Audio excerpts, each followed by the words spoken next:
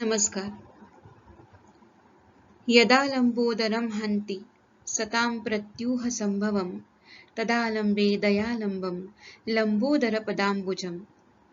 गुरुर्ब्रह्मा गुरुर्विष्णुः गुरुर्देवो महेश्वरः गुरुः साक्षात् परब्रह्म तस्मै श्री गुरवे नमः. सर्वप्रथम श्री देव आदी नारायणांच्या चरणी प्रणिपात करून विश्वातील दुर्मिळ अशा सूर्यमंदिरांपैकी एक असणाऱ्या या मंदिरात कविवर्य श्री मोरोपंत कृत वाङ्मय अभ्यासक संमेलनाच्या या सत्रामध्ये ऑनलाईन पद्धतीने मला विचार मांडण्याची संधी दिली, यासाठी मी आयोजकांचे मनःपूर्वक आभार मानते. मोरोपंतांच्या वाङ्मयाचा अभ्यास करताना त्या योगाने आपसुकच इतर पंत कवींच्या वाङ्मयाचाही संदर्भ हा घेतला जातोच. असेच पंत कवींच्या यादीतले एक महत्वाचे नाव म्हणजे श्री निरंजन माधव. कवी निरंजन माधव या पेशवेकालीन कवींचा काळ 1703 ते 1790 असा मानला जातो. मोरोपंतांचा काळ 1729 ते 1794 असल्यामुळे निरंजन माधव हे त्यांच्या समकालीन कवी होते असे म्हटलं तर वावगं ठरणार नाही. कर्नाटकातल्या कंची या गावामध्ये जन्म झालेल्या निरंजन माधवांच्या पित्याचे नाव महादो बनाजी असं सांगितलं जातं. काहींच्या मते बनाजी हे यांचं उपनाम असावं, परंतु पेशवे दरबारी पारसनीस हुद्द्यावर काम करत असल्यामुळे यांना निरंजन माधव पारसनीस म्हणून ओळखलं जाऊ लागलं. शाहू महाराजांच्या कारकिर्दीमध्ये सातारा येथले निवासी दत्त संप्रदायी बापू भट उर्फ लक्ष्मीधर बर्वे हे निरंजन माधवांचे गुरु. कविवर्यांचं लौकिक व्याकरणादी शिक्षण म्हणजे संस्कृत व्याकरण हे शिक्षण आणि भगवत भक्तीच्या अनुभवाचं पारलौकिक असं शिक्षण, असं दोन्ही प्रकारचं शिक्षण हे लक्ष्मीधरांकडेच झालं. त्यांच्या पायी कविवर्यांची निष्ठा इतकी दृढतर होती आणि प्रेम त्यांचं इतकं अलोट होतं की जेव्हा त्यांच्या गुरूंनी देह ठेवला तेव्हा कवी तंजावर येथे सरकारी कामास्तव वास्तवासाठी होते. त्यावेळी गुरूंच्या आठवणीने कविवर्यांनी 7 दिवस पर्यंत पाणी सुद्धा घेतलं नाही. तेव्हा श्री लक्ष्मीधरांनी लवकरच तुला आमची विभूती प्राप्त होईल असा स्वप्न दृष्टांत त्यांना दिला आणि त्यानंतर 7व्या दिवशी कवींना सिद्धेश्वर संप्रदायी श्री बापजी पंडित यांच्या दर्शनाचा लाभ घडून त्यानंतर ते आपल्या गुरूंनी दिलेल्या दृष्टांताप्रमाणे यांचे अनुयायी बनले. कवी निरंजन माधवांची पत्नी म्हणजे सौ गंगावतीबाई. विशेष म्हणजे त्या काळात कवींनी आपल्या पत्नीला शिकवून सुज्ञ केलेले होतं. उभयतांचे संवाद जर आपण वाचले तर त्यांच्यामधील आदर आणि नात्यामधली परिपक्वता आपल्याला जाणवते. गंगाबाईंसाठी कविवर्यांनी अनेक ग्रंथांची रचना केली. त्यांनी कृष्णानंद सिंधू, चिदबोध रामायण, ज्ञानेश्वर विजय, वृत्तावतंस, वृत्तमुक्तावली यांसारखे ग्रंथ रचले. अद्वैत बोध, यती नृपती संवादासारखी स्फुट प्रकरणं त्यांनी निर्मिली. अद्वैतामृत, बोध प्रदीपिका यांसारखे आद्य शंकराचार्यांच्या ग्रंथांवरील टीका ग्रंथ त्यांनी निर्माण केले. विशेष म्हणजे गद्य पद्य मिश्रित अशा संस्कृत चंपू वाङ्मयाप्रमाणे यांनी प्राकृतात सुभद्रा चंपू नावाचा चंपू लिहिला. असं म्हणतात की मराठीतला हा एकमेव चंपू आहे. यांनी अनेक नवीन वृत्तांचीही निर्मिती केली. मराठीमध्ये सहसा न आढळणाऱ्या सहदळा, प्रभद्रक, लोला यांसारख्या वृत्तांचा समावेश त्यांनी आपल्या वृत्तमुक्तावलीमध्ये केल्याचं समजतं. यांच्या ग्रंथसंपदेचा अभ्यास केल्यानंतर यांच्या पत्नीने यांना आदराने विनवले. ती असं म्हणते, आपण रचिली ग्रंथ रत्ने तीम्या केली हृदया भरणे, आता स्वसंप्रदाय कथन शिरोभूषण मज द्यावे. तुमची सर्व ग्रंथसंपदा हे माझ्या हृदयाचे मी अलंकार केले. आता सर्वश्रेष्ठ अलंकार असणारा चूडामणी म्हणजे तुमच्या संप्रदायाविषयी इत्थंभूत कथन हे तुम्ही मला द्यावं असं तिने विनवलं. आणि त्यावरून कविवर्यांची शिष्य असणारी त्यांची ती पत्नी किती विचारी होती हे आपल्याला यावरनं समजतं, किती तयारीची होती हेही कळतं. पत्नीने विनवणी केल्यानंतर आपल्या दोन्ही संप्रदायांविषयी सविस्तर कथन करणाऱ्या सांप्रदाय परिमळ या ग्रंथांची निर्मिती निरंजन माधवांनी केली. कविवर्य मोरोपंतांबद्दल जेवढी माहिती श्रोत्यास असेल त्यापेक्षा कदाचित कमी माहिती निरंजन माधवांबद्दल असावी असं जाणून थोड्या विस्ताराने कवींबद्दलचं कथन इथे केलेलं आहे. आपल्याला सगळ्यांना माहिती असल्याप्रमाणे मोरोपंतांनी 108 प्रकारची रामायण रचली आणि मराठी भाषेला त्यांनी कृतार्थता प्रदान केली. त्यापैकी एक निरोष्ठ रामायण म्हणजे निरोष्ठ रघुनाथ चरित. अशाच प्रकारचं निरोष्ठ राघव चरित हे निरंजन माधवांनी सुद्धा रचलं. आणि आज या रामायणाचा एक धावता आढावा घेण्याचा प्रयत्न मी सद्गुरु कृपेने इथे करत आहे. या निरोष्ठ राघव चरितामध्ये 2 चरणांचे सुमारे 45 श्लोक आहेत आणि सर्व इथं अभ्यासणं शक्य नसल्याने सौकर्यासाठी एकश्लोकी रामायणाचा संदर्भ घेतला आहे. या श्लोकामध्ये दिलेल्या प्रसंगांप्रमाणे कविवर्यांच्या रामायणातील प्रसंग घेऊन त्यांचा उहापोह करण्याचा प्रयत्न करीत आहे. एकश्लोकी रामायण पुढील प्रमाणे मुख्य प्रसंगांचे वर्णन करते. आदौ राम तपोवनादिगमनं हत्वा मृगं काञ्चनं वैदेही हरणं जटायुमरणं सुग्रीव संभाषणं वाली निर्दलनं समुद्रतरणं लंकापुरी दाहनं पश्चात् रावण कुंभकर्ण हननं एतद्धि रामायणम्. आता आपण श्लोकातला जो प्रथम प्रसंग आहे श्रीरामांचं तपोवनात जाणं हे पाहण्यापूर्वी, म्हणजे याबद्दल कविवर्यांनी जे लिहिलेले श्लोक आहेत ते पाहण्यापूर्वी आपण कविवर्यांनी केलेलं जे मंगलाचरण आहे ते पाहू आणि मग पुढे जाऊ. कवी असं म्हणतात, दीन जनावन दाशरथी चरित सरस दे अचलगती ऐहिकही अतिरुद्धी करी चित्त कलंक अशेष हरी. अर्थात श्रीरामांचे चरित्र हे कसं आहे तर अत्यंत सरस असून ते दीनजनांचं रक्षण करणारं आहे. अचल अशी उत्तम गती प्रदान करणारं आणि ऐहिक समृद्धीही प्राप्त करून देणार आहे. इतकंच नाही तर चित्ताचा कलंक निशेष धुवून काढण्याचं सामर्थ्य या चरित्रामध्ये आहे. अशा प्रकारे सुंदर अशी शब्दयोजना करून पंतांनी मंगल केलेलं आहे.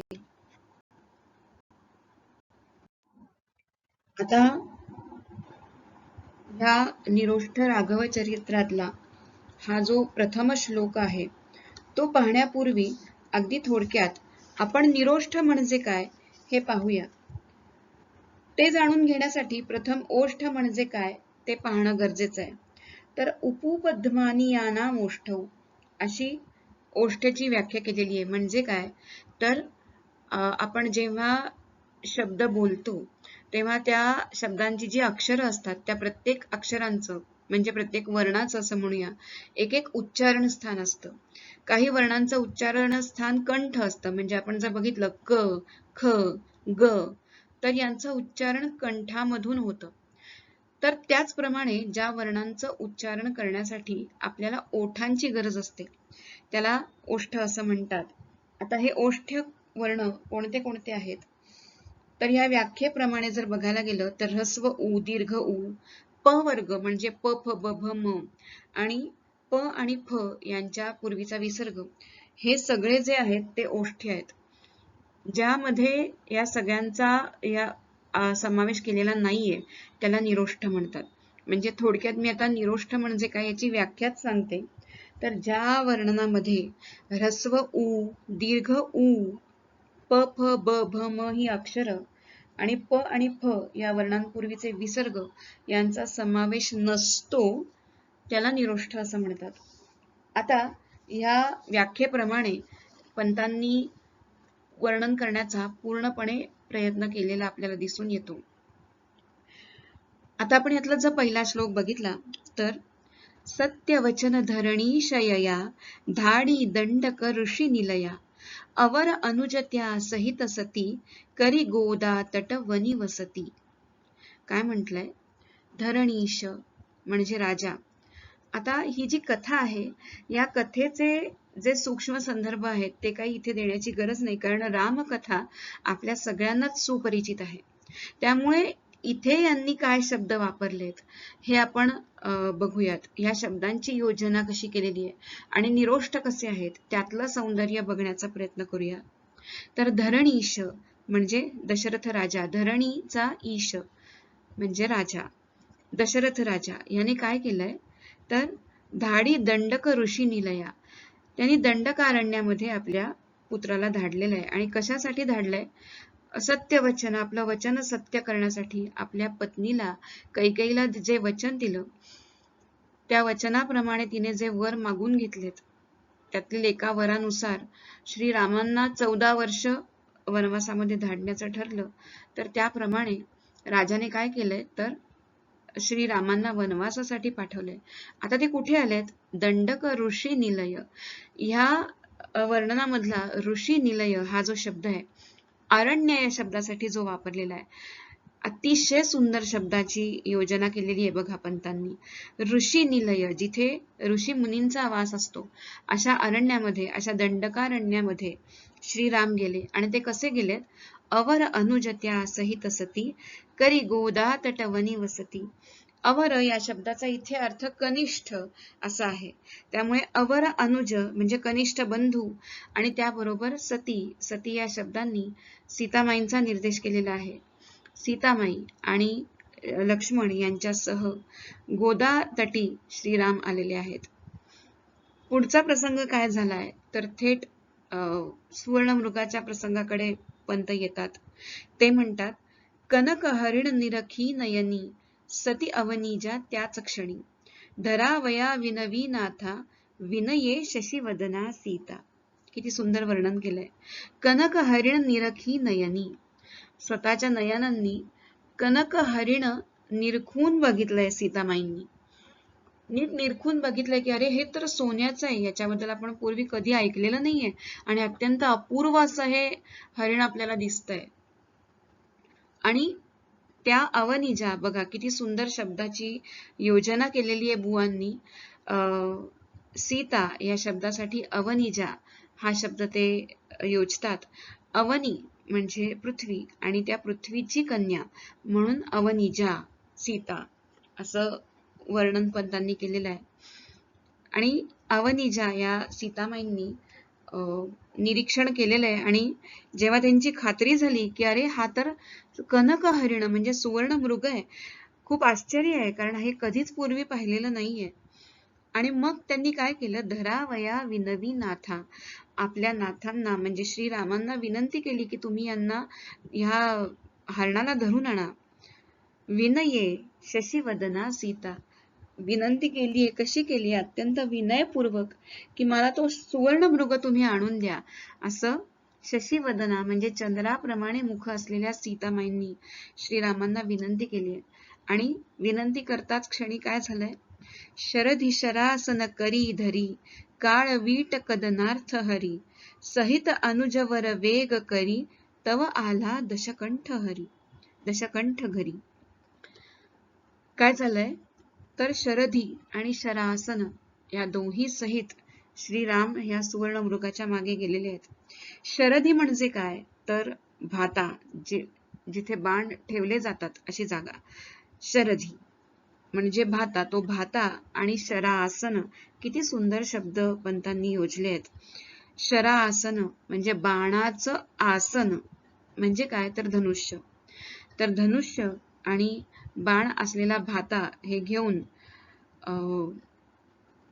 काळवीट कदनार्थ म्हणजे त्या हरणाची शिकार करण्यासाठी, त्याला धरून आणण्यासाठी श्रीहरी म्हणजे श्रीराम हे गेलेले आहेत. आणि ते जसे बाहेर गेले तसेच त्यांच्या बरोबर सहित अनुजवर वेग करी, त्यांच्या बरोबर त्यांचे अनुज म्हणजे लक्ष्मण सुद्धा तातडीने त्यांच्याबरोबर गेलेले आहेत, असं वर्णन इथे पंत करतात.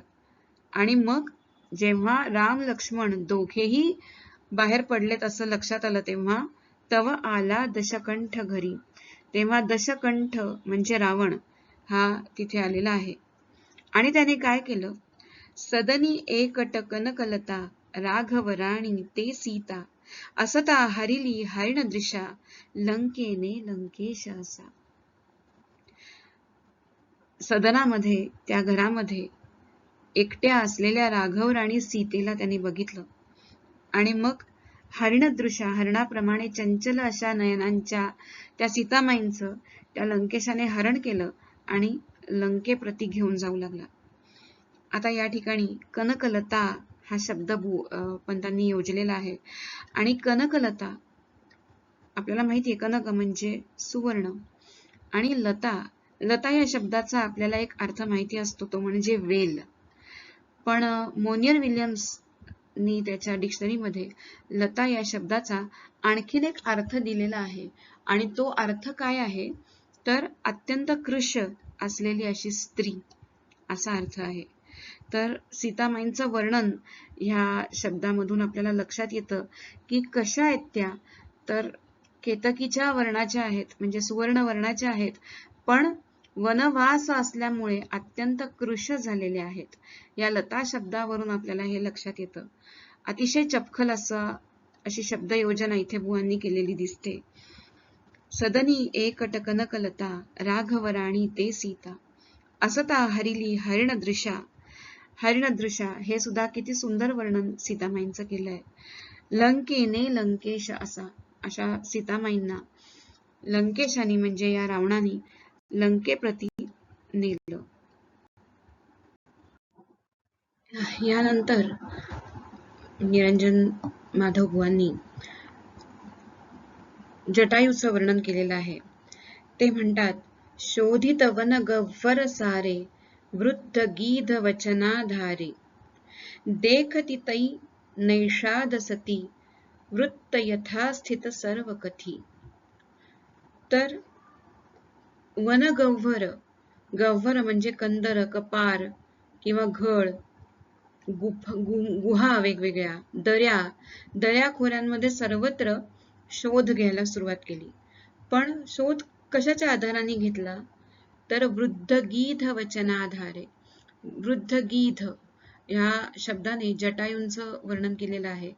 जटायूंनी जे सांगितलं, ज्या दिशेने रावण घेऊन गेला, ज्या दिशेकडे त्यांनी निर्देश केला, त्या दिशेकडे सर्वत्र वनगव्वर शोधत शोधत राम लक्ष्मण निघालेत. आणि त्यानंतर त्यांना कोण दिसलेलं आहे, तर नैषाद. नैषाद म्हणजे मुख्य शहरापासून थोडेसे बाजूला दरीखोऱ्यांमध्ये राहणारे जे लोक आहेत, निषाद, त्यांची मुलं, असे नैषाद.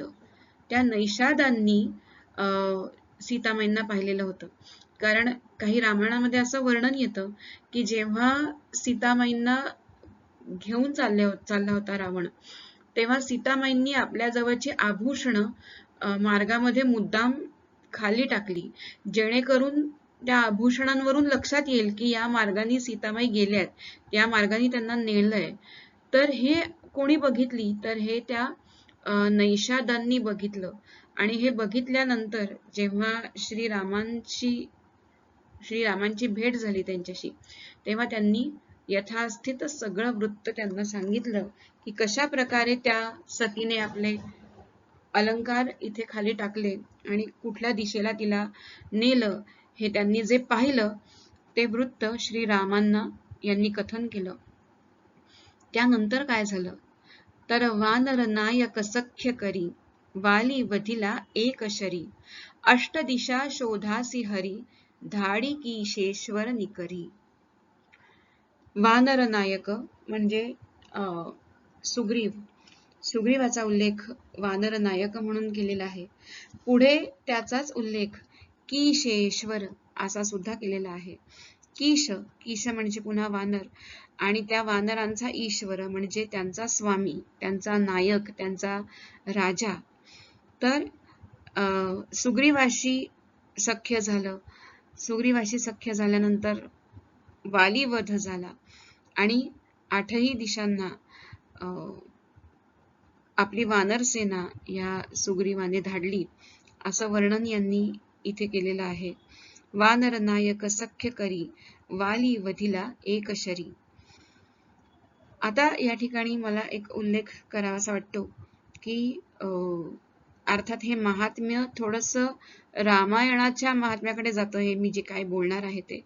त्याचा तसं पाहिलं तर थेट संबंध आपल्या निरंजन माधवांच्या निरोष्ठ राघवाशी असा काही नाहीये, पण तरी मुद्दाम उल्लेख करावासा वाटतो की सगळ्या दिशांना जेव्हा सुग्रीवांनी वानरसेना धाडली तेव्हा पूर्वेकडे तुम्ही कुठे कुठे जा, कुठपर्यंत जा, पश्चिमेकडे कुठपर्यंत जा, उत्तर दक्षिणेकडे कुठपर्यंत जा, ह्या सगळ्या सूचना सुग्रीवाने या वानर सेनेला दिल्या आणि ह्या सूचना दिल्या गेल्या त्याचा काही अभ्यासकांनी आता नुकताच अभ्यास करून एक रिसर्च त्यांचा पब्लिश केलेला आहे, प्रकाशित केलेला आहे, सुग्रीवाज ॲटलास या नावाने. आणि अतिशय पाहण्यासारखं आहे की या सुग्रीवाचं भूगोलाचं ज्ञान जे होतं ते केवढं अगाध होतं हे आपल्याला यावरून लक्षात येतं. हा मुद्दा इथे सांगण्याचं कारण असं की रामायण हे किती पद्धतीने अभ्यासलं गेलंय, म्हणजे निरंजन माधवांच्या काळापासून ते अगदी आजपर्यंत रामायणावर नाना तऱ्हेने नाना प्रकारे काम होतच आहे. आजही रामायणामध्ये अनेक गोष्टी या अनेक शोध हे लावण्यासारखे आहेत. अनेक गोष्टी या आज तागायत अभ्यासलेल्या गेल्या नाहीत अशा आहेत. त्यामुळे रामायण हे आजही अभ्यासकांच्या खाद्याचा विषय आहे.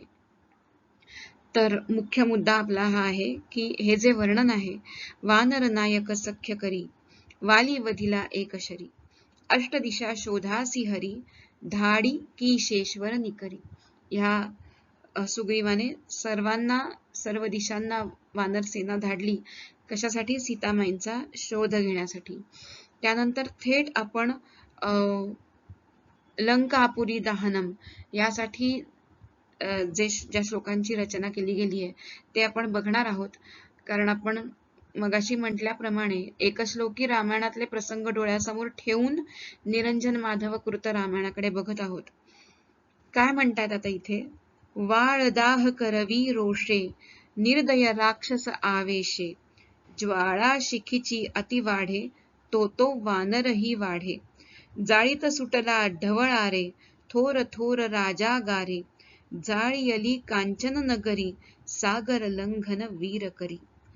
जे लंका दहन जे झालं त्याचा सगळा वृत्तांत इथे पंतांनी सांगितलेला आहे, वर्णन केलेलं आहे. काय म्हणतात? वाळ दाह. वाळ म्हणजे पुच्छ, वानराचं जे पुच्छ आहे त्याला वाळ असं म्हणतात. वाळ दाह करवी. या रावणाने काय केलं? आपल्या माणसांकरून करवी उच्छाला अग्नी दिला आणि उच्छ दाह केलं निर्दय अशा त्या राक्षसाने. आणि जशी जशी ज्वाळा वाढतीये तसं तसं ते शेपूट सुद्धा वाढत होतं, मोठं होत होतं. हे सगळे प्रसंग आपल्याला ज्ञात आहेतच.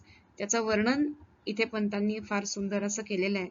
आणि जेव्हा तो अग्नी लागला तेव्हा त्यांनी सगळी लंका नगरी जी आहे त्या लंका नगरी जाळली.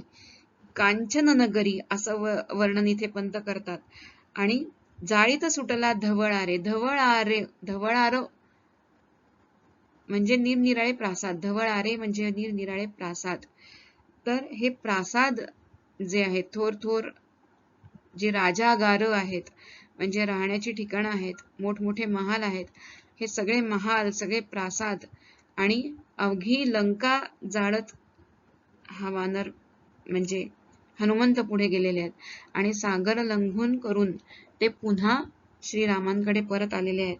असं वर्णन, या प्रसंगाचं वर्णन अतिशय सुंदर असं अशा पद्धतीने इथे पंतांनी केलेलं आपल्याला दिसतं. एकच गोष्ट इथे जाणवते की जाळीत सुटला मध्ये ऱ्हस्व ऊची योजना केली गेलेली आहे, पण तरी सुद्धा त्यांनी प फ ब भ म हे मात्र ही अक्षर मात्र कटाक्षाने टाळलेली आपल्याला दिसून येतात. यानंतर रावण, कुंभकर्ण यांच्या वधाविषयी लिहिताना पंत लिहितात, सागर तोई सेतु करी, राघव सेना नृत्य करी, राक्षस निघती रणकदना, संहरी राघव दशवदना. घटश्रोत्र इंद्रारी असे, देवांतक नरघातक से, ख्यात ख्यात त्रैलोक्य जयी, वधितया राघव विजयी.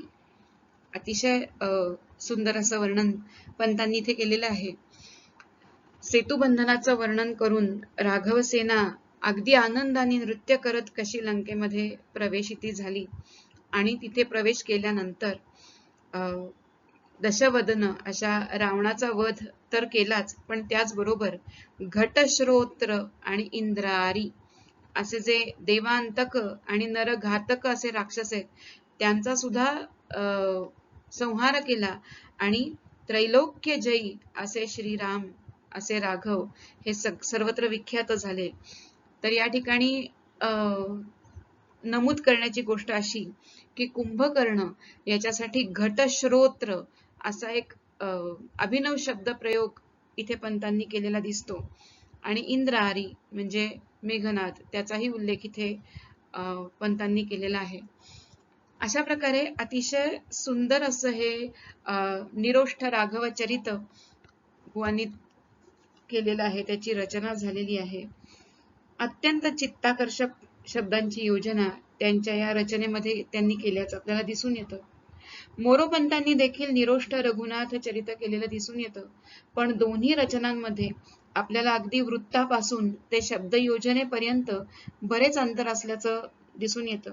या दोन्ही रचनांची तुलना करण्याचा काही प्रस्तुत व्याख्यानाचा विषय नाही, पण तरी सुद्धा असं नमूद करावंसं वाटतं की मोरोपंतांनी आपल्या रचनेमध्ये दंत्योष्ठ वर्ण जो व आहे त्याची सुद्धा योजना कुठेही केलेली नाही आणि उकार आणि उकार अगदी प्रयत्नपूर्वक टाळलेले आहेत बुवांनी. निरंजन माधवांनी प्रथम पासून या व या वर्णाची योजना सुद्धा केलेली दिसते आणि उकारही आपल्याला काही ठिकाणी दिसतात. असं वाटतं की निरंजन माधवांनी ही जी रचना केली आहे ती अगदी सुरुवातीच्या काळात जेव्हा रचना करायला सुरुवात केली त्यांनी तेव्हा ही रचना केली असावी असं वाटतं, पण तरीही शब्द सौष्ठवामुळे त्यांची ही रचना अत्यंत मनोहारी आहे यात शंकाच नाही.